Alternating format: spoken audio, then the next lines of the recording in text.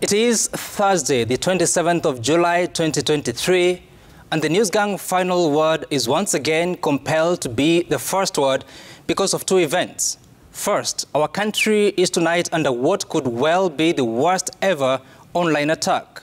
Secondly, a debate in Parliament this evening exposed our soft underbelly and put to question the capacity of the National Assembly to be the country's unifying factor.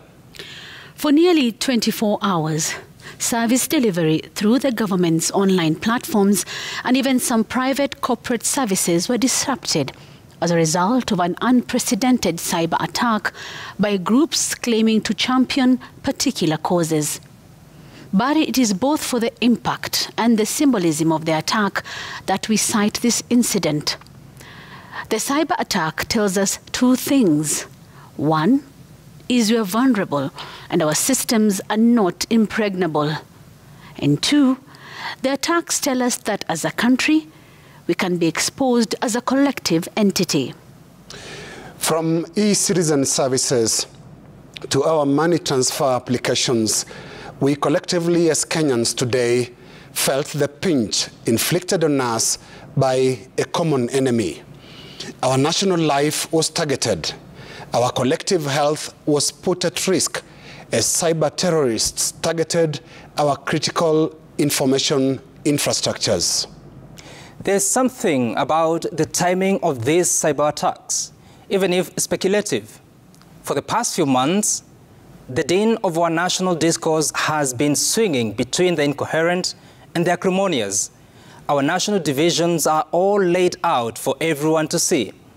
In one simple glance, any discerning eye, online or offline, can pick our fault lines. Indeed, our national fabric has not quite been communicating solidity.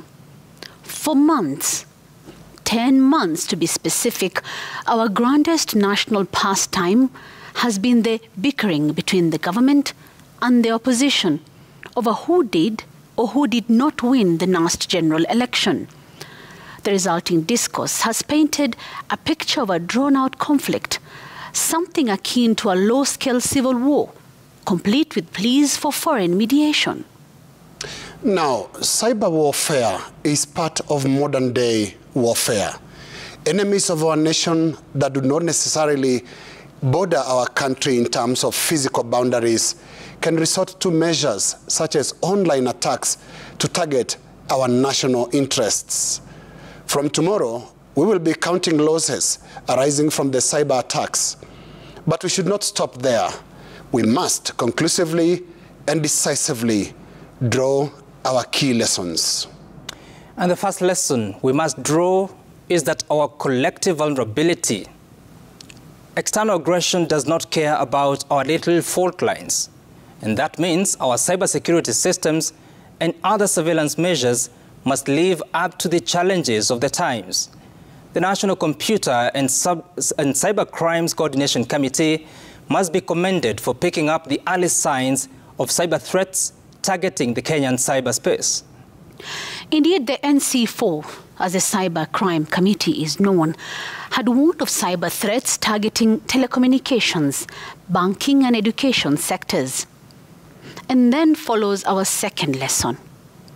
External threats take advantage of internal weaknesses.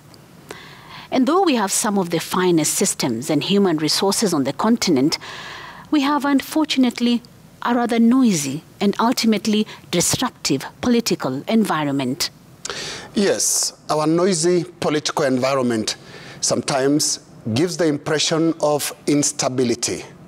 We shudder at the thought of what it communicates to our institutions, our systems, and even personnel taking care of the threats that face us both online and offline.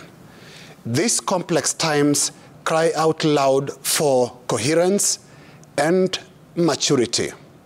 Which is why tonight we appeal for the formal closure of the long electioneering period that began in 2018 to date. After weeks of costly demonstrations, we are having a week of rare peace. A week that should not be wasted by the country's foremost protagonists, President William Ruto and Azimio leader Raila Gentlemen, end it. That is enough. And we propose a simple formula. To Azimio leader Raila Odinga, grant President Ruto full recognition as the 5th President of the Republic of Kenya. And to President Ruto, end the shareholder victory parties and assume your rightful place as the President of all Kenyans. The second step for both President Ruto and Raila Odinga is to pull your lieutenants out of the trenches and make it explicitly clear to them that the war is over. Take them off the keyboards of social media and instruct them to desist from poisoning the atmosphere and dividing Kenyans any further. To both Ruto and Odinga, we refer you to the recordings of today's parliamentary proceedings, specifically that debate on police brutality. As politicians of long experience, including serving as members of the National Assembly, there is little in today's proceedings that can make you proud. We saw more shouting than debate, and more anger than reasoning, and more consequentially, we saw what delegated conflict can look like. Our MPs proved themselves good agents of the divisions dotting our landscape. Indeed, the motion ended prematurely for lack of quorum. That was a toxic afternoon. The National Assembly demonstrated the depth of our leadership crisis. Leaders provide solutions, and some leaders even ooze wisdom. That is not what we witnessed today, which is why line must be drawn now to first end the campaigning and electioneering, and secondly, arrest the sharp decline in the quality of our political leadership in the country. Over to you, President Ruto and opposition leader Raila Odinga. The news gang will be back in a bit, but first, the news.